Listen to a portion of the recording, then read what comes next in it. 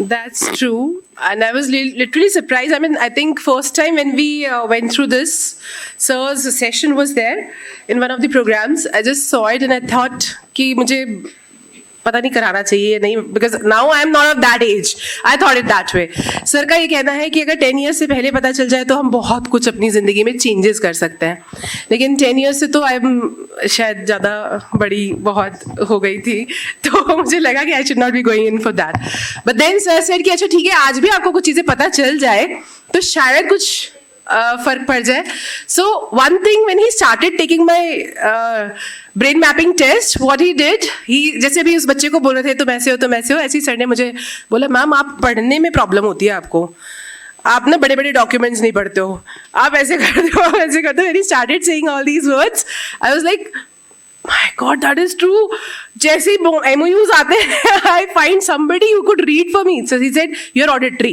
You cannot read much, but तुम सुनकर बहुत अच्छे से आप सारी चीजें कर लोगे. तो you have somebody, or you use PDF पर you can use the sound thing and you can just get it heard. You can listen to it and then understand things and then you can work on it. अगर मुझे ये बात पता नहीं चलती कि ये सच में मैं I was thinking is there some problem with me and this is something which is a trait which has been gifted by God. I don't have the right to change it.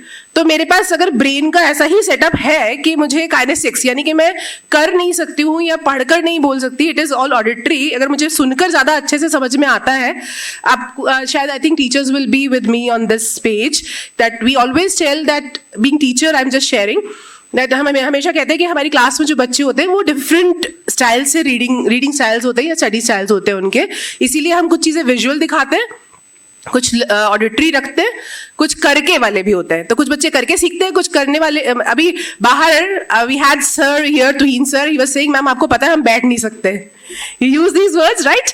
सो कुछ किसी के उसमें होता है हाथ से करके ही करना है, उनको तभी मजा आता है. They can not listen, they can not sit back and बस चुपचाप सुन रहे हैं और वो नहीं कर सकते. और मेरे साथ ये कि मैं सुनकर वो सीखती हूँ, तो इसीलिए ऑब्जर्वेंस पावर शायद अच्छी होगी, है ना sir.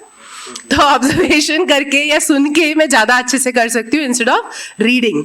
So when I got to know I started working on myself. I told him आप मेरा एक बारी करो, फिर मैं उस ट्रेट्स पर वर्क करूंगी जहां पर मैं वर्क करके अपने आप को इम्प्रूव कर सकूं. And that is how I am working now.